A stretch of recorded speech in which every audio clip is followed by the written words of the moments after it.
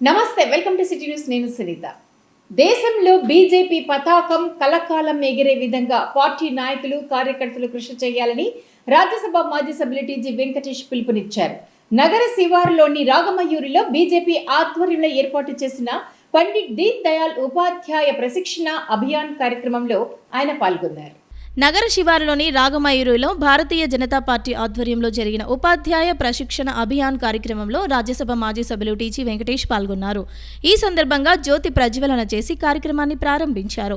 అనంతరం జరిగిన సమావేశంలో రాజ్యసభ మాజీ సభ్యులు టీజీ వెంకటేష్ మాట్లాడుతూ భారతీయ జనతా పార్టీ పతాకం కలకాలం ఎగిరే విధంగా నాయకులు కార్యకర్తలు ప్రజల్లోకి వెళ్లాలని సూచించారు. కేంద్రంలోని ఎన్డీఏ ప్రభుత్వం ఆధ్వర్యంలో జరుగుతున్న సంక్షేమ పథకాలు ప్రజలకు చేరుతున్నాయా లేదా అనే అంశం పై ఆరా తీయాలని, ఒకవేళ అందకపోతే వాటిని అందేలా అవసరమైన అన్ని చర్యలు తీసుకోవాలని తెలిపారు. భారతీయ జనతా పార్టీ సిద్ధాంతాలను ప్రజల్లోకి మరింత విస్తృతంగా తీసుకువెళ్లేందుకు కర్నూలులో పండిట్ దీన్ దయాళ్ ఉపాధ్యాయ పేరుతో ఈ కార్యక్రమాన్ని నిర్వహించడం అభినందనీయమని తెలియజేశారు. ప్రధానమంత్రి నరేంద్ర మోడీ కూడా ప్రతి మంగళవారం పార్టీ ఎంపీలకు శిక్షణ కార్యక్రమాలు నిర్వహించేవారని, అలాగే పార్టీని మరింత బలోపేతం చేసేందుకు అవసరమైన సమాచారాన్ని వారి నుండి తీసుకునేవారని తెలిపారు. అదృష్టవశాత్తు తాను రాజ్యసభ సభ్యుడిగా ఉన్న సమయంలో ప్రధానమంత్రి నరేంద్ర మోడీతో ఇంటరాక్ట్ అయ్యే అవకాశం తనకు కలిగిందని వివరించారు. ప్రధానమంత్రి నరేంద్ర మోడీ ప్రభుత్వ పరంగా ఎంత బిజీగా ఉన్నప్పటికీ పార్టీకి కూడా సమయాన్ని కేటాయించేవారని వెల్లడించారు. ప్రధానమంత్రి నరేంద్ర మోడీ ఎంతో కష్టపడి దేశాన్ని అభివృద్ధి చేయడమే లక్ష్యంగా ప్రపంచాన్ని శాసించే స్థాయికి చేరుకున్నారని, ఆయన జీవితం ప్రతి ఒక్కరికి ఆదర్శప్రాయమని తెలియజేశారు. అలాగే కేంద్ర హోంమంత్రి అమిత్ షా కూడా ప్రభుత్వ పరంగా పార్టీ పరంగా ఎంతో కృషి చేస్తున్నారని చెప్పారు. కేంద్రంలోని ఎన్డీఏ ప్రభుత్వం గిరిజన ప్రాంతాల్లో ఎంతో అభివృద్ధి కార్యక్రమాలను చేపడుతుందని తెలియజేశారు.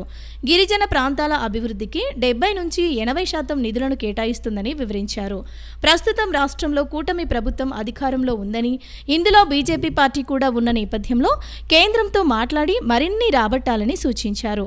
భారతీయ జనతా పార్టీని మరింత పటిష్టం చేసేందుకు నాయకులు కార్యకర్తలు సమన్వయంతో పనిచేయాలని సూచించారు.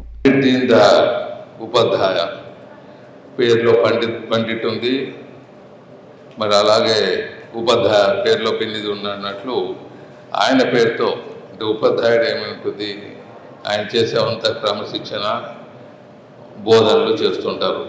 సో ఆయన పేరు కరెక్ట్గా ఈ కార్యక్రమానికి షూట్ అయింది. మహానుభావుడు మనతో లేడు, ఆయన మార్గదర్శకుడుగా మనకున్నాడని తెలియజేస్తున్నాను. ఇటువంటి కార్యక్రమాలు మనం ఎందుకు పెడుతున్నామంటే, మొట్టమొదట మనం ప్రజల్లో వెళ్ళేటప్పుడు మన ప్రభుత్వం ఏమి చేస్తున్నది, అది అందరికీ లభ్యంగా అవుతున్నదా, అవి మనం డైజెస్ట్ చేసుకొని ప్రజలకు ఆ అవకాశాలు ఏమైనా కలగలేకపోతే కలిగేటట్లా మరి మనం చేస్తున్నది ప్రచారం చేస్తూ భారతీయ జనతా పార్టీని దేశంలోనే కలకాలం ఉండే విధంగా మన జెండా ఎగిరేటట్లా చేసే విధంగా కార్యకర్తల యొక్క ముఖ్య ఉద్దేశంగా ఇటువంటి కార్యక్రమాలు జరుగుతున్నాయి. ఇక మన నాయకుల సంగతి చెప్పాలంటే, ప్రధానమంత్రి గారు మోదీ గారు, ఆయన కూడా మేము రాజ్యసభ మెంబర్లు ఉన్నప్పుడు ప్రతి మంగళవారము మాకు ఇలాగే శిక్షణా కేంద్రాలు ఉండేది. అందరూ మేమంతా ఎంపీలు వారు మరి భారతీయ జనతా పార్టీ ప్రెసిడెంట్ వాళ్ళందరూ కూర్చొని సమావేశాలు కావటము, ఆ సమావేశంలో దిశానిర్దేశాలు నిర్ణయించటము ప్రతి వారము జరిగేది. మరి అలాగే కొంతమంది వ్యక్తులని ఆయన పిలిపించి 10 మంది 12 మందిని అప్పుడప్పుడు పిలిపించి వారి నుంచి ఇన్ఫర్మేషన్ ఎలా ఉంటే ఇంకా ఎలా పార్టీని బలోపేతం చేయొచ్చు, ఎలా దేశానికి సేవ చేయొచ్చు, ఎలాంటి కార్యక్రమాలు చేయొచ్చు, మీరు ఏం చేస్తున్నారు అనేది ఒక 10-12 మందిని అప్పుడప్పుడు పిలిచేవాడు. దాంట్లో చాలా మంది నాకు కూడా అవకాశం కలిగింది ప్రధానమంత్రి ఇంటరాక్ట్ అయ్యేదానికి 10-12 మందితో. ఈ విధంగా ఆయన ఎంత పనున్నా ఆయన పార్టీకి సమయాన్ని ఇచ్చేవాడు.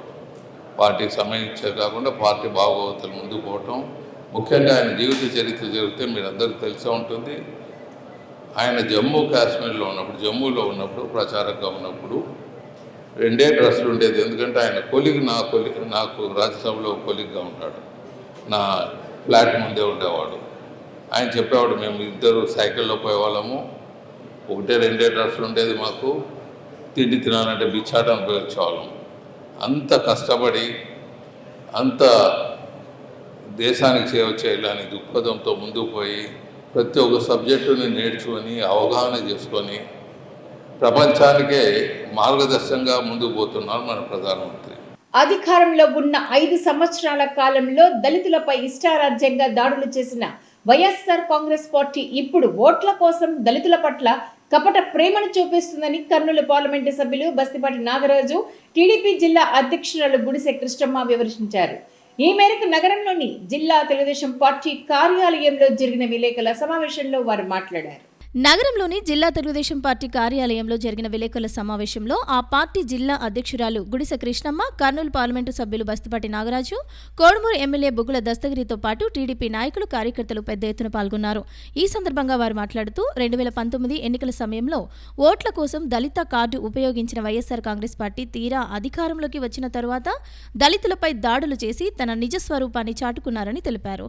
వైఎస్ఆర్ కాంగ్రెస్ పార్టీ అధికారంలో ఉన్నప్పుడు దళితులపై దాడులు చేయడమే కాకుండా హత్యలు చేసిన వైఎస్ఆర్ కాంగ్రెస్ పార్టీ నాయకులు ఇప్పుడు అధికారం కోల్పోయాక దళితుల గురించి మాట్లాడడం ఎంతవరకు సబబని ప్రశ్నించారు. వైసీపీ అధికారంలో ఉన్న సమయంలో కేవలం కరోనా సమయంలో మాస్కు అడిగిన పాపానికి డాక్టర్ సుధాకర్ను పిచ్చివాడిగా మార్చి ఆయన మరణానికి కారణం అయ్యిందని వైఎస్ఆర్ కాంగ్రెస్ పార్టీ ప్రభుత్వం కాదా అని ప్రశ్నించారు. అలాగే డ్రైవర్ సుబ్రహ్మణ్యాన్ని హత్య చేసి డోర్ డెలివరీ చేసిన పాపం ఎవరిదని ప్రశ్నించారు. దీనితో పాటు ఎంతో మంది ఎస్సీ, ఎస్టీ, బీసీలపై వైసీపీ ప్రభుత్వం దాడులు చేసి వేధించిందని చెప్పారు. వీటన్నింటినీ ఎస్సీ, ఎస్టీ, బీసీ సామాజిక వర్గాలు దృష్టిలో ఉంచుకుని వైఎస్ఆర్ కాంగ్రెస్ పార్టీపై ఆగ్రహంతో ఉన్నారని తెలిపారు. వైఎస్ఆర్ కాంగ్రెస్ పార్టీ ఎంత ప్రయత్నం చేసినా సామాజిక వర్గాలు ఆ పార్టీ వైపు వచ్చే ప్రసక్తే లేదని తేల్చి చెప్పేశారు. ప్రస్తుతం కూటమి ప్రభుత్వం ఆధ్వర్యంలో ఎస్సీ, ఎస్టీ, బీసీ సామాజిక వర్గాల అభివృద్ధికి అవసరమైన అన్ని చర్యలు తీసుకుంటున్న విషయాన్ని వారు తెలియజేశారు. బట్ దళిత సమాజం మనసులో పెట్టుకొనింది. నా దళితున్నటువంటి జగన్మోహన్ రెడ్డి గారిని 2024లో గట్టిగా బుద్ధి చెప్పారు. 11 సీట్లకే కుదించారు. మాకు మా ఆత్మగౌరవం ఇంపార్టెంట్, మాకు మా పిల్లల భవిష్యత్తు ఇంపార్టెంట్, మా బతుకులు ఇంపార్టెంట్ అని చెప్పి నీ కల్లిబొల్లి మాటలు మేము నమ్మము అని చెప్పి దళిత సమాజం 2024లోన గట్టి నిర్ణయం తీసుకొని వాళ్ళని ప్రతిపక్షం కూడా హోదా లేకుండా కూర్చోబెట్టింది అని చెప్పి ఈ సందర్భంగా నేను తెలియజేసుకుంటున్నాను. ఎస్సీ బిడ్డలైతేనేమి, దళిత బిడ్డలైతేనేమి, బీసీ బిడ్డలైతేనేమి ఈరోజు చదువుకున్న వాళ్ళకి ఉద్యోగ అవకాశాలు ఏ గవర్నమెంట్ కల్పించిందని ఒక్కసారి మనం ఆలోచన చేద్దాం. ఈరోజు దాదాపుగా 25% పెట్టుబడులు మన రాష్ట్రానికి వస్తున్నాయి. ఈరోజు మన బిడ్డలే, మన దళిత బిడ్డలే, మన బీసీ బిడ్డలే ఈరోజు ఆ ఉద్యోగాలకు అర్హులు. కాబట్టి మనమందరం కూడా తెలుగుదేశం పార్టీకి, ఈ కూటమికి సపోర్ట్ చేద్దాం. భవిష్యత్తులో మన జీవితాల్ని మనమే చక్కదిద్దుకోవాలని చెప్పి నేను కోరుకుంటున్నాను. కరోనా టైంలో మాస్క్ అడిగినటువంటి డాక్టర్ సుధాకర్ గారిని అత్యంత పాశవికంగా ఆయనను నడి రోడ్డుపై అంటే బట్టలు లేకుండా ఆయనను చిత్రవద చేసిన వైనం వారి యొక్క పాలనలో. అంటే అలాంటి పాలనలో మనం ఉన్నామంటే అప్పట్లో చాలా ప్రతి ఒక్కరూ ఇబ్బందులు పన్నారు. అలాంటి నాయకుడు వైఎస్ జగన్మోహన్ రెడ్డిని ఇంటికి స్వాగతించినందుకు ప్రతి ఒక్కరికి ధన్యవాదాలు తెలియజేసుకుంటాను. అలాగే డాక్టర్ అచ్చెన్న గారిని, నాగమ్మ గారిని ప్రతి ఒక్కరిని చంపడం జరిగింది. అలాగే ముఖ్యంగా సుధాకర్ గారిని చంపడం జరిగింది. అలాగే ఎమ్మెల్సీ అనంతబాబు గారు ఆయన వీధి సుబ్రహ్మణ్యం అనే వాళ్ళ డ్రైవర్ని చంపి వాళ్ళ ఇంటికి డోర్ డెలివరీ చేసిన వైనం. అయినా కూడా వైఎస్ జగన్మోహన్ రెడ్డి కనీసం అతన్ని సస్పెండ్ కూడా చేయడం లేదు, చేయకుండా అతన్ని కంటిన్యూ చేశారు. గత ప్రభుత్వంలో ఒక ఎస్సీలనే కాదు బీసీలను కూడా, ఎస్సీ, ఎస్టీ, బీసీ, మైనార్టీ సోదరులను ప్రతి ఒక్కరిని ఈ వర్గం ఆ వర్గం అనకుండా ప్రతి వర్గాన్ని చాలా సర్వనాశనం చేసి పెట్టాడు. మీరు ఒకసారి ఆలోచించాలా, ఒక్కసారి పరిపాలనలోకి రాగానే కనీసం ఆయనకు ఎన్నుకున్నటువంటి ఎంపీలు అయితేనేమి ఎమ్మెల్యేలను కూడా గౌరవించకుండా వాళ్ళు స్వయంగా చెప్పారు. ఎమ్మెల్యేలు, ఎంపీలు 5 సంవత్సరాల కాలపరిమితిలో నేను రెండు సార్లు మాత్రమే నేను ముఖ్యమంత్రి గారిని కలవడం జరిగింది. అంటే ఎటువంటి మూర్ఖుడో, ఎటువంటి దౌర్భాగ్యుడో మీరు ఆలోచించాలా. ఆయన పరిపాలన సాగిస్తున్నటువంటి క్రమంలో జగన్మోహన్ రెడ్డి గారు ఎమ్మెల్యేలు ఎంపీలు రాజీనామాలు చేసినటువంటి కర్మఫలం. అంటే మీరు ఆయన యొక్క పరిపాలన ఎంత దారుణంగా ఉందో మీరు ఒకసారి ఆలోచించాలి. మన కర్నూలు ఎంపీ గారు కూడా 6 నెలల పదవి కాలం ఉండగానే రాజీనామా చేయడం జరిగింది. అంతేగాక ఉండవల్లి శ్రీదేవి గారు అక్కడి నుంచి అమరావతి దగ్గర ఆమె కూడా సంవత్సరంన్నర ఉండగానే రాజీనామా చేశారు. అంటే ఆయన పరిపాలనలో నిమడలేకపోయారు. నీ యొక్క పరిస్థితి బాలేదురా బాబు, బీసీలను ఎస్సీలను చాలా చిన్న చూపు చూస్తున్నాం అని చెప్పేసి ఆయన నుంచి బయటకు వచ్చేశారు. అంటే ఎటువంటి పరిపాలన మీరు ఆలోచించాలా? అటువంటి రోజులను మనం తలుచుకోకూడదు. అసలు అటువంటి రోజులు రాకుండా మనం చాలా జాగ్రత్తగా ఉండాల్సినటువంటి సమయం ఆసన్నమైంది. ఈ నెల 14వ తేదీ జిల్లా కలెక్టర్ కార్యాలయం ఎదుట జరిగిన వైసీపీ ధర్నాలో పోలీసులపై అనుచిత వ్యాఖ్యలు చేసిన ఆ పార్టీ మాజీ ఎమ్మెల్యే జక్కంపూడి రాజాపై కేసు నమోదు చేసి అరెస్టు చేయాలని కర్నూలు నగర తెలుగుదేశం పార్టీ నాయకుడు జూటూరు రవికుమార్ కోరారు. నగరంలోని జిల్లా పోలీస్ అధికారి కార్యాలయంలో జిల్లా ఎస్పీని కలిసి వినతిపత్రాన్ని సమర్పించారు. ఈ నెల 14వ తేదీ జిల్లా కలెక్టర్ కార్యాలయం ఎదుట జరిగిన వైఎస్ఆర్సీపీ కాంగ్రెస్ పార్టీ నిరసన కార్యక్రమంలో ఆ పార్టీకి చెందిన మాజీ ఎమ్మెల్యే జక్కంపూడి రాజా పోలీసులపై చేసిన వ్యాఖ్యలను ఖండిస్తూ తెలుగు యువత ఆధ్వర్యంలో జిల్లా పోలీస్ కార్యాలయం ఎదుట నిరసన తెలిపారు. అనంతరం జిల్లా ఎస్పీని కలిసి వినతి పత్రం అందజేసినట్లు జూటూరు రవి చెప్పారు. 3 టౌన్ సీఐని ఉద్దేశించి అవమానకరంగా మాట్లాడిన జక్కంపూడిపై తక్షణమే కఠిన చర్యలు తీసుకోవాలని ఎస్పీని కోరినట్లు ఆయన తెలిపారు. దళిత పోలీసు అధికారిపై ఇలాంటి వ్యాఖ్యలను తీవ్రంగా ఖండిస్తున్నట్లు చెప్పారు. విధి నిర్వహణలో ఉన్న పోలీసులను బెదిరించడం సరైంది కాదని అన్నారు. ఈ కార్యక్రమంలో మాజీ కార్పొరేటర్ పామన్న, క్రాంతి, జిల్లా మీడియా కోఆర్డినేటర్ మల్లికార్జున గౌడ్, నగర ఎస్సీ సెల్ అధ్యక్షులు శివ, ప్రభాకర్, చంద్రశేఖర్, నారాయణ రెడ్డి, తెలుగుదేశం పార్టీ దళిత సంఘాల నాయకులు తదితరులు పాల్గొన్నారు. జక్కంపూడి రాజా గారు మాట్లాడుతూ ప్రత్యేకించి పోలీస్ కొడకల్లారా ఏమంటున్నాడు, పోలీస్ కొడకల్లారా అని మాట్లాడుతూ దళిత సిఐ అయినటువంటి 3వ పట్టణ పోలీస్ స్టేషన్ సిఐ అయినటువంటి శేషయ్య గారి పైన, శేషయ్య నువ్వు గాన రేపు మా ప్రభుత్వం వచ్చాక నీ ఒంటిపైన యూనిఫామ్ లేకుండా చేస్తాం, మా కాళ్ళ బూట్లు నీతో నాకిస్తాం, నువ్వు ఉద్యోగంలో కొనసాగాలంటే ఎవరైతే మా యువజన విభాగం అధ్యక్షుడు బాలు గంజాయి డ్రగ్స్ సరఫరా చేసే వ్యక్తి ఉన్నాడో వాడి ఇంటి దగ్గర నువ్వు 10 కాపులు కాసి వాడి కాలు మొక్కితే వాడు క్షమించమని అడిగితే నేను ఉద్యోగంలోకి తీసుకుంటామా లేదా అనేది అప్పుడు ఆలోచిస్తామని చెప్పి అవమానకరంగా మాట్లాడి సిఐ గారిని అవమానపరిచినందుకు దళిత సంఘాలు, ఎస్సీ ఎస్టీ సంఘాలు, ప్రజా సంఘాలు అందరూ కలిసి ఈరోజు ఎస్పీ గారికి కలిసి వినతిపత్రం ఇవ్వడం జరిగింది. ఎస్పీ గారు దీనిపైన విచారణ చేసి ఎఫ్ఐఆర్ చేసి అరెస్ట్ చేస్తామని మాకు సానుకూలంగా స్పందించారు. అంతేకాకుండా ఈరోజు కూటమి ప్రభుత్వంలో ఎస్సీ ఎస్టీ బీసీ మైనార్టీలకే కాదు అన్ని రకాల వర్గాల ప్రజలకు కానీ పోలీస్ వ్యవస్థ కానీ అన్ని ప్రభుత్వ ఉద్యోగాల పక్షాన ఈరోజు ప్రభుత్వం ఉంది. నాటి ప్రభుత్వం గొడ్డలిపాటి వైఎస్ఆర్సీపీ ప్రభుత్వంలో ఎంతోమంది ప్రశ్నించిన దళిత డాక్టర్, ఫర్ ఎగ్జాంపుల్ దళిత డాక్టర్ సుధాకర్ మాస్క్ అడిగితే మీరు మానసికంగా వేధించి చంపించిన ఘనత మీది. అంతేకాకుండా ఒక డ్రైవరు ఎమ్మెల్సీ డ్రైవర్ సుబ్రహ్మణ్యం గారిని చంపి డోర్ డెలివరీ చేసిన చరిత్ర మీది. అటువంటి రాక్షసపు పార్టీలో ఉన్న ex MLA, Rajanagaram MLA Jakkampudi Raja ఈరోజు ఈ విధంగా మాట్లాడము చాలా హేయమైన చర్యగా పరిగణిస్తూ తక్షణమే రాజానగరం మాజీ ఎమ్మెల్యే జక్కంపూడి రాజాను అరెస్టు చేసి ఎస్సీ ఎస్టీ కేసు నమోదు చేయవలసిందిగా ఎస్పీ గారికి తెలియజేసినాము. మీరు ఒక ఎస్సీ సామాజిక వర్గానికి చెందిన వాడు కాబట్టే మీరు బహిరంగంగా వచ్చి ఆ విధంగా మీరు వ్యాఖ్యలు చేస్తున్నారు కదా. అదే మీ అగ్రవర్గాలకు చెందిన వాడు అయితే మీరు ఈ విధంగా బయటకు వచ్చి వ్యాఖ్యలు చేయగలుగుతారా? ఒక ఎస్సీ దళితుడు కాబట్టి ఆయన మీద బూటు నాకిస్తా అని చెప్పేసి మాట్లాడతారా? మీకన్నా సిగ్గు ఉందా? ఒక పోలీస్ వ్యవస్థని మీరు ఈ మాత్రం కించపరుస్తూ మాట్లాడడము మీకన్నా సిగ్గు ఉందా అని చెప్పేసి అడుగుతున్నా. ఒక మారిగా మేము ఎస్సీలమంతా ఈరోజు ఎస్పీ గారిని కలవడం జరిగింది. ఇలాంటి అనుచిత వ్యాఖ్యలు చేసిన జక్కంపూడి రాజా గారిని ఎస్సీ ఎస్టీ కేసు పెట్టి వెంటనే అరెస్ట్ చేసి ఇలాంటి వ్యాఖ్యలు చేసిన ప్రతి ఒక్కరికి బుద్ధి చెప్పాలని చెప్పేసి కోరుకుంటున్నాను. అలాగే ఎస్పీ గారు కూడా లెటర్ ఇచ్చిన వెంటనే ఆయనకి ఎక్స్ప్లెయిన్ చేయడం వెంటనే ఎస్పీ గారు కూడా సానుకూలంగా స్పందించి వెంటనే మేము దీని మీద యాక్షన్ తీసుకుంటామని చెప్పినారు. రాబోయే రోజుల్లో ఎవరైనా కానీ కూడా నడి రోడ్డు పైన కానీ ఎవరైనా కానీ ఎస్సీల గురించి ఏదైనా మాట్లాడితే ఊరుకుండే ప్రసక్తే లేదు. మీకు గట్టి బుద్ధి జనాలతో పాటు మేము కూడా చెప్తామని చెప్పేసి తెలియజేసుకుంటున్నాం.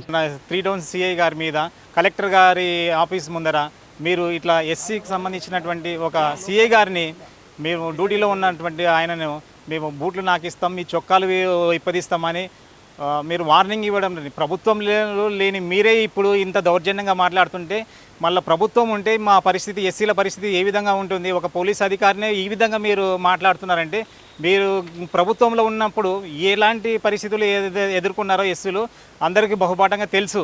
కాబట్టి ఇప్పుడు ఎస్పీ గారిని కలవడం జరిగింది. ఆయన మీద కంపల్సరీ జక్కంపూడి రాజా గారి మీద SST కేసు ఫైల్ చేయాల్సిందే. అదే స్టేషన్లోనే ఆయనను కంప్లైంట్ FIR చేపించే తీర్థమని కూడా ఈ సభాముఖంగా తెలియజేస్తున్నాము. అధికారంలో ఉన్నప్పుడు వైఎస్ఆర్ కాంగ్రెస్ పార్టీ నాయకులు దళితులపై చేసిన దాష్టికాన్ని ఆ సామాజిక వర్గం మరిచిపోయే పరిస్థితి లేదని పాణ్యం ఎమ్మెల్యే శ్రీమతి గౌరి చరితా వెంకటరెడ్డి అన్నారు. నగరంలోని తమ నివాసంలో జరిగిన విలేకరుల సమావేశంలో ఆమె మాట్లాడారు. నగరంలోని తమ నివాసంలో జరిగిన విలేకరుల సమావేశంలో పాణ్యం శాసనసభ్యురాలు శ్రీమతి గౌరి చరిత వెంకటరెడ్డి, తిరుమల తిరుపతి దేవస్థానం పాలక మండలి సభ్యులు మల్లెల రాజశేఖర్తో పాటు టీడీపీ నాయకులు, కార్యకర్తలు పెద్ద ఎత్తున పాల్గొన్నారు. ఈ సందర్భంగా వారు మాట్లాడుతూ 2019 ఎన్నికల సమయంలో ఓట్ల కోసం దళిత కార్డు ఉపయోగించిన వైఎస్ఆర్ కాంగ్రెస్ పార్టీ తీరా అధికారంలోకి వచ్చిన తరువాత దళితులపై దాడులు చేసి తమ నిజస్వరూపాన్ని చాటుకున్నారని తెలిపారు. వైఎస్ఆర్ కాంగ్రెస్ పార్టీ అధికారంలో ఉన్నప్పుడు దళితులపై దాడులు చేయడమే కాకుండా హత్యలు కూడా చేసిన వైనం వైఎస్ఆర్ కాంగ్రెస్ పార్టీ నాయకులు ఇప్పుడు అధికారం కోల్పోయాక దళితుల గురించి మాట్లాడడం ఎంతవరకు సబబని ప్రశ్నించారు. వైసీపీ అధికారంలో ఉన్న సమయంలో కేవలం కరోనా సమయంలో మాస్కు అడిగిన పాపానికి డాక్టర్ సుధాకర్ను పిచ్చివాడిగా మార్చి ఆయన మరణానికి కారణం అయ్యింది వైఎస్ఆర్ కాంగ్రెస్ పార్టీ ప్రభుత్వం కాదా అని ప్రశ్నించారు. అలాగే డ్రైవర్ సుబ్రహ్మణ్యాన్ని హత్య చేసి డోర్ డెలివరీ చేసిన పాపం ఎవరిది అని ప్రశ్నించారు. దీనితో పాటు ఎంతో మంది SC, ST, BCలపై వైసీపీ ప్రభుత్వం దాడులు చేసి వేధించిందని చెప్పారు. వీటన్నిటినీ SC, ST, BC సామాజిక వర్గాలు దృష్టిలో ఉంచుకుని వైఎస్ఆర్ కాంగ్రెస్ పార్టీపై ఆగ్రహంతో ఉన్నారని తెలిపారు. వైఎస్ఆర్ కాంగ్రెస్ పార్టీ ఎంత ప్రయత్నం చేసినా సామాజిక వర్గాలు ఆ పార్టీ వైపు వచ్చే ప్రసక్తే లేదని తేల్చి చెప్పారు. ప్రస్తుతం కూటమి ప్రభుత్వం ఆధ్వర్యంలో SC, ST, BC సామాజిక వర్గాల అభివృద్ధికి అవసరమైన అన్ని చర్యలు తీసుకుంటున్న విషయాన్ని వారు తెలియజేశారు. అధికారంలో ఉన్నప్పుడు విచ్చలవిడిగా డీజిల్ రేట్లు, కరెంటు బిల్లు రేట్లు పెంచేసి ఆ రోజు ప్రజల జీవితాలతో ఆడుకొని ఈరోజు అపోజిషన్లో ఉన్నప్పుడు మళ్ళీ కరెంటు ఛార్జీల విషయము, డీజిల్ పెట్రోల్ ఛార్జీల విషయం మాట్లాడుతుంటే చాలా హాస్యాస్పదంగా ఉంది. అక్కడ ఎస్వి మోహన్ రెడ్డి గారు అయితేనేమి, ఇక్కడ భూపాల్ రెడ్డి గారు అయితేనేమి గతంలో మేము ఇదే విషయాన్ని గుర్తు చేసినప్పుడు వాళ్ళు హాస్యాస్పదంగా మాట్లాడినారు. ఈరోజు కూడా వీడియోలు ఉన్నాయి భూపాల్ రెడ్డి గారు మాట్లాడినవి. పెట్రోలు డీజిల్ పెంచితే సీఎంకి ఏం సంబంధం అని ఆ రోజు మాట్లాడినారు. ఈరోజు ఈ తెలివి ఆడిపోయిందని ఈరోజు నేను వైసీపీ నాయకులను అడుగుతున్నా. ప్రస్తుత పరిస్థితుల్లో యుద్ధ వాతావరణము, యుద్ధం జరిగి దాదాపుగా 4 నెలలు ప్రపంచవ్యాప్తంగా ఇంధన సంస్థలన్నీ అతలాకుతలమైన తరుణంలో డీజిల్ రేటు విధిలేని పరిస్థితుల్లో పెంచాల్సి వచ్చింది. ఇప్పుడు పెంచడానికి ఒక కారణం ఉంది. గతం మీకు అధికారంలో ఉన్నప్పుడు ఇష్టానుసారంగా పెంచేసి ప్రజలను ఆ ఇబ్బందులకు గురి చేసినప్పుడు ఈ తెలివి లేదా అని చెప్పి నేను వైసీపీ నాయకులను ఈరోజు అడుగుతున్నాము. అలాగే ఎస్సీల విషయానికి వస్తే కూడా ఎక్కలేని ప్రేమలంతా ఈరోజు రాష్ట్రంలో ఎస్సీల మీద చూపిస్తున్నారు. మర్చిపోయినారా? మీకు మళ్ళీ ఒకసారి గుర్తు చేస్తాము. డాక్టర్ సుధాకర్ గారు కేవలము మాస్కులు, హ్యాండ్ గ్లౌజెస్ అడిగినందుకే మీరు నడి రోడ్డు మీద పోలీసు వాళ్ళతో కొట్టి ఆయనను ఇబ్బందులకు గురి చేసి మానసికంగా ఆయన కృంగిపోయి ఆయన చనిపోవడం జరిగింది. ఇదే మీ ఎమ్మెల్సీ గారు తన డ్రైవర్ను చంపి డైరెక్ట్ వాళ్ళ ఇంటికే హోమ్ డెలివరీ చేసినటువన్నీ మీరు మర్చిపోయినారు. మీకు ప్రజలు అవన్నీ మీరు మర్చిపోయినారనే గుర్తు చేసి మీకు 11 సీట్ల వరకే మొన్న పెట్టడం జరిగింది. మీరు ఇట్లాంటివి ఇంకా ఇట్లనే ప్రజలను మభ్యపెట్టడానికి, మీ ఉనికిని కాపాడుకోవడానికి ఇట్లాంటివి ఎన్ని చేసినా కూడా రాష్ట్ర ప్రజలు మీకు తగిన బుద్ధి చెప్తారు. రేపు జరగబోయే లోకల్ బాడీ ఎలక్షన్లో కూడా మీకు ఇంతకంటే ఎక్కువ, మీకు 11 సీట్లు ఇంత గతంలో వచ్చినాయి, అంతకంటే ఎక్కువ ఇంకా అవమానం రేపు ప్రజలు మీకు చూపిస్తారని చెప్పి నేను తెలియజేసుకుంటూ నమస్కారం.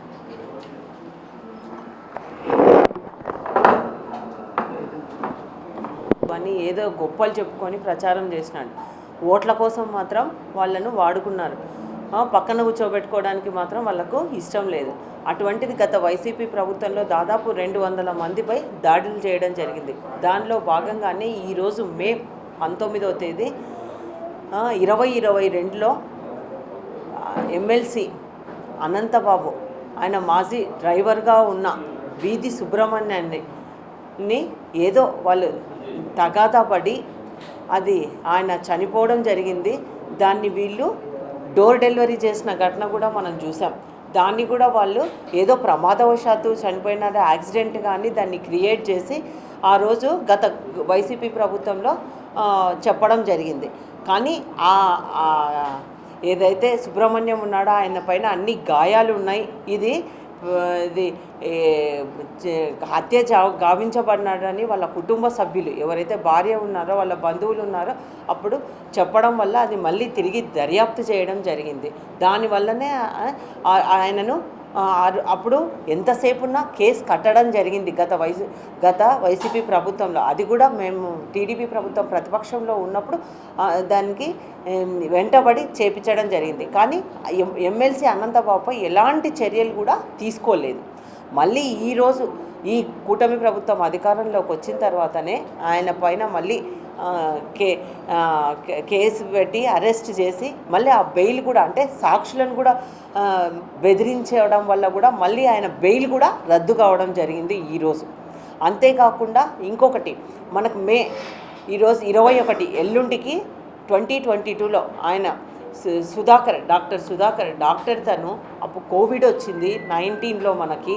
ఆ కోవిడ్ సమయంలో మాకు మాస్కులు లేవు, అలాగే పీపీ కిట్స్ లేవు అని ఆయన అడిగింటే దీన్ని ప్రచారం చేస్తున్నాడని చెప్పేసి ఆయనను అంటే అవమానపరిచి ఇష్టం వచ్చినట్లు మాట్లాడి ఆయన ఒక పిచ్చోన్లాగా చేసి నన్ను రోడ్డు పైన బట్టలు ఊడదీసి ఆయనకు చిత్రహింసలకు గురి చేయడం జరిగింది. అంటే చూడండి వాళ్ళ గవర్నమెంట్లో ఆయన చావుకు కారణమైనారు. మరి మేము ఒకటే అడుగుతున్నాం, మా ఎస్టీలు అని ఇంత గత వైసీపీ ప్రభుత్వంలో ఎంతమంది పైన ప్రతి ఒక్క జిల్లాలో ప్రతి ఒక్క రాష్ట్ర వ్యాప్తంగా ఎన్నో దాడులు జరిగినాయి, ఎంతోమందిని హింసించినారు. అటువంటిది ఇప్పుడు ఈరోజు మళ్ళీ వాళ్ళతో ఓట్ల అంటే వాళ్ళు అధికారంలోకి రావడానికి మాత్రం వాళ్ళ ఓట్లు కావాలి దళితులవి, వాళ్ళను మాత్రం ముందుకు తీసుకెళ్లే ప్రయత్నం లేదు. అంతేకాకుండా సప్లాన్ నిధులు కూడా దారులు మళ్లించడం జరిగింది. ఇలా అభిమాన నాయకుల పుట్టినరోజు సందర్భంగా అభిమానులు సేవా కార్యక్రమాలు చేయాలని ప్రభుత్వ సర్వజన వైద్యశాల అభివృద్ధి కమిటీ సభ్యులు సాయి ప్రదీప్ కుమార్ అన్నారు. రాజ్యసభ మాజీ సభ్యుడు టీజీ వెంకటేష్ పుట్టినరోజు సందర్భంగా నగరంలోని స్టేట్ క్యాన్సర్ ఇన్స్టిట్యూట్ ఆవరణలో స్వచ్ఛ భారత్ కార్యక్రమాన్ని నిర్వహించారు. రాజ్యసభ మాజీ సభ్యులు టీజీ వెంకటేష్ పుట్టినరోజును పురస్కరించుకుని నగరంలోని ప్రభుత్వ సర్వజన వైద్యశాల ప్రాంగణంలో ఉన్న స్టేట్ క్యాన్సర్ ఇన్స్టిట్యూట్లో కర్నూలు ప్రభుత్వ సర్వజన వైద్యశాల అభివృద్ధి కమిటీ సభ్యులు పీటీ సాయి ప్రదీప్ ఆధ్వర్యంలో స్వచ్ఛ భారత్ కార్యక్రమాన్ని నిర్వహించారు.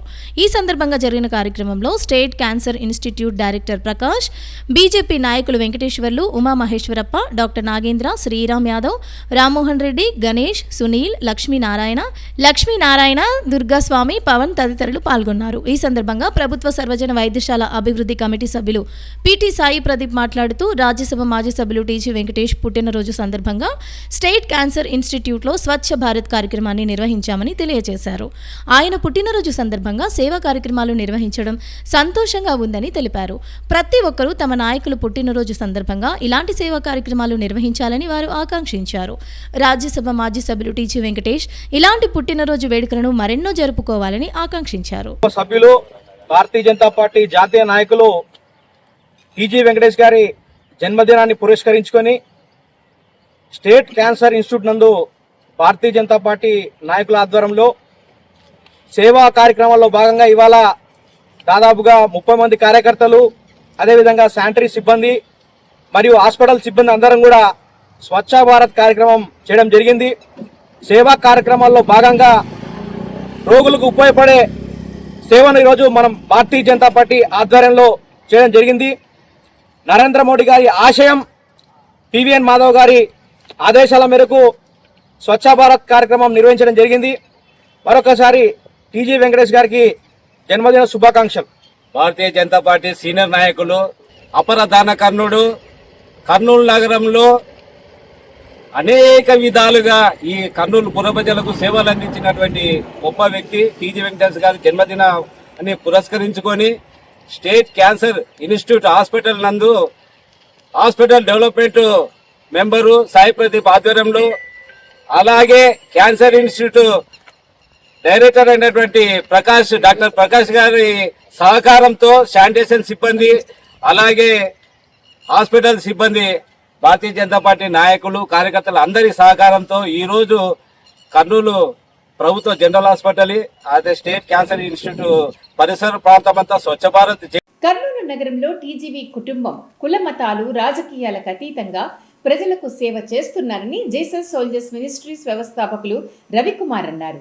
రాజ్యసభ మాజీ సభ్యులు టీజీ వెంకటేష్ పుట్టినరోజు సందర్భంగా అన్నా క్యాంటీన్లో ప్రజలకు ఉచితంగా భోజన సదుపాయాన్ని కల్పించారు. రాజ్యసభ మాజీ సభ్యులు టీజీ వెంకటేష్ పుట్టినరోజును పురస్కరించుకుని నగరంలోని ప్రభుత్వ సర్వజన వైద్యశాలలో ఉన్న అన్నా క్యాంటీన్లో జీసస్ సోల్జర్స్ మినిస్ట్రీస్ వ్యవస్థాపకులు రవికుమార్ ఆధ్వర్యంలో ప్రజలకు భోజన సదుపాయాన్ని కల్పించారు. ఈ సందర్భంగా వారు రాజ్యసభ మాజీ సభ్యులు టీజీ వెంకటేష్ పుట్టినరోజు సందర్భంగా అన్నా క్యాంటీన్కి వచ్చిన వారికి ఉచితంగా టోకెన్లను పంపిణీ చేశారు. అలాగే పండ్లు పలహారాలను పంపిణీ చేశారు. ఈ సందర్భంగా జీసస్ సోల్జర్స్ మినిస్ట్రీస్ వ్యవస్థాపకులు రవికుమార్ మాట్లాడుతూ పుట్టినరోజు సందర్భంగా 3 రోజుల పాటు సేవా కార్యక్రమాలను తమ సంస్థ తరపున నిర్వహించామని తెలిపారు. ఆయన ఇలాంటి పుట్టినరోజు వేడుకలను మరెన్నో జరుపుకోవాలని ఆకాంక్షించారు. కర్నూలు నగరంలో టీజీవీ కుటుంబం కుల మతాలు రాజకీయాలకు అతీతంగా సేవలు అందిస్తోందని వారిని కొనియాడారు. తెలుగుదేశం పార్టీ తరపున స్థాపించబడిన అన్నా క్యాంటీన్లో పేదలకు గవర్నమెంట్ ఏర్పాటు చేసినటువంటి ఈ అన్నదాన కార్యక్రమంలో మా వంతుగా జీసస్ సోల్జర్స్ మినిస్ట్రీ తరపున ఫౌండర్ జి రవికుమార్ ఆధ్వర్యంలో పండ్లు పలహారములను ఇవ్వడం జరిగింది. ఈ కార్యక్రమంలో పాల్పంపులు పొందినందుకు మాకు సంతోషంగా ఉంది. పెద్ద ఆయన టీజీ వెంకటేష్ గారి బర్త్డే సందర్భంగా ఈరోజు జీసస్ సోల్జర్స్ మినిస్ట్రీ స్వచ్ఛంద సేవా కార్యక్రమం జరిగిస్తున్నాము.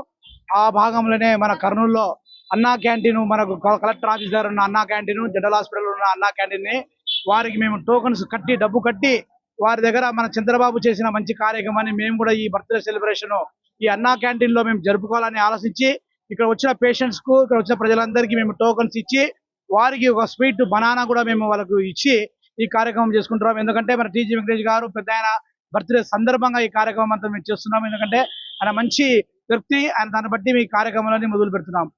విద్యార్థులు వేసవి క్రీడా శిక్షణా శిబిరాలను సద్వినియోగం చేసుకోవాలని రాష్ట్ర శాలివాహన కార్పొరేషన్ డైరెక్టర్ సుబ్బయ్య కోరారు. నగరంలోని స్పోర్ట్స్ మైదానంలో జరుగుతున్న వేసవి శిక్షణా శిబిరాల్లో శిక్షణ పొందుతున్న క్రీడాకారులకు పౌష్టిక ఆహారాన్ని అందజేశారు. నగరంలోని స్పోర్ట్స్ అథారిటీ మైదానంలో జరుగుతున్న వేసవి క్రీడా శిక్షణ శిబిరాల్లో శిక్షణ పొందుతున్న క్రీడాకారులకు రాష్ట్ర శాలివాహన కార్పొరేషన్ డైరెక్టర్ సుబ్బయ్య పౌష్టిక ఆహారాన్ని అందజేశారు. ఈ కార్యక్రమంలో 2వ పట్టణ CS Sridhar, special public prosecutor Srihari, జిల్లా క్రీడల అభివృద్ధి అధికారి Bhupathi Rao, weight lifting coach Yusuf Basha తదితరులు పాల్గొన్నారు. ఈ సందర్భంగా వారు మాట్లాడుతూ వేసవి క్రీడా శిక్షణ శిబిరాలను విద్యార్థులు సద్వినియోగం చేసుకోవాలని కోరారు.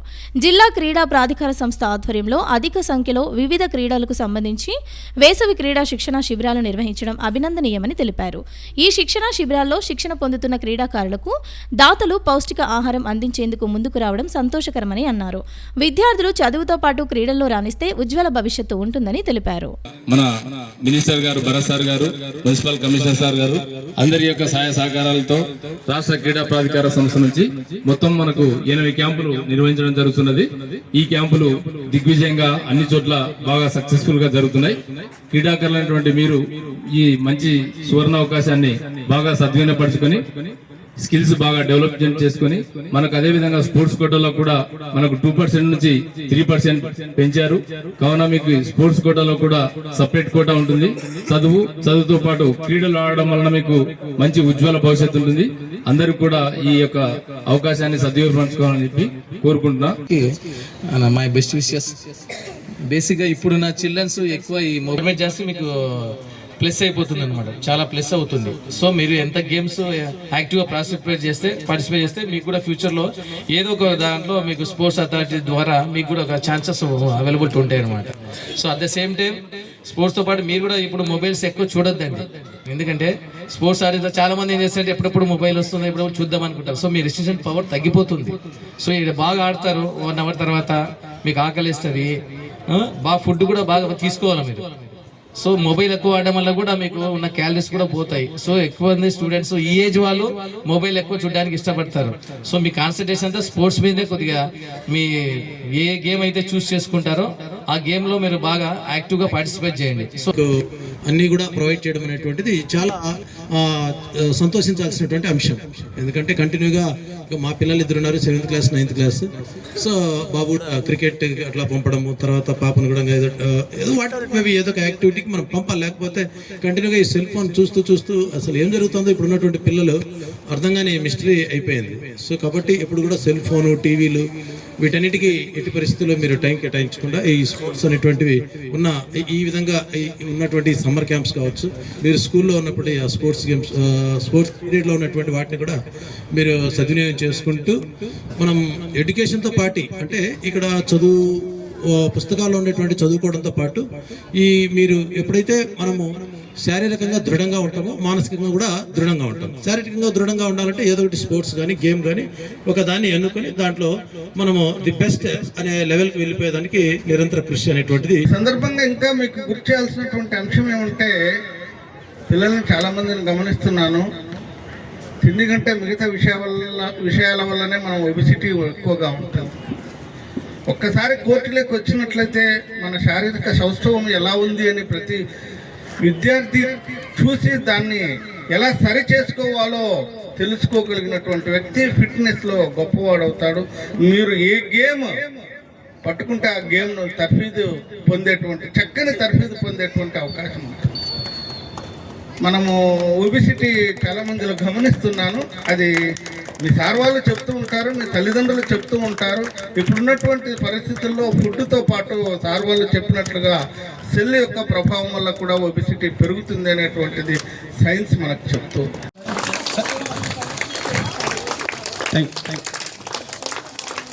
Thank you sir. అలాగే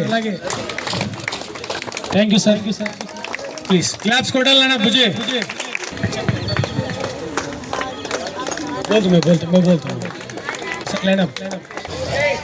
సార్ సుబ్బయ్య సార్ గారు ముందుగా మీరు చేతుల మీదుగా క్రీడాకారులు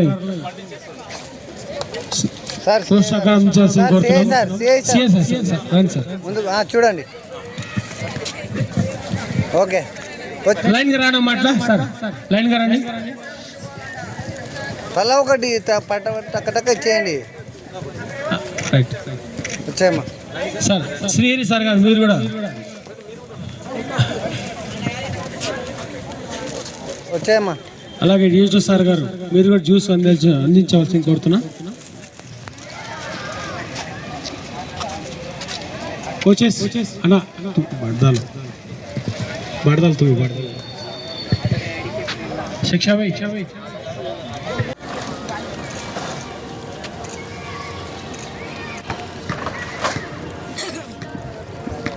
ఓకే సార్.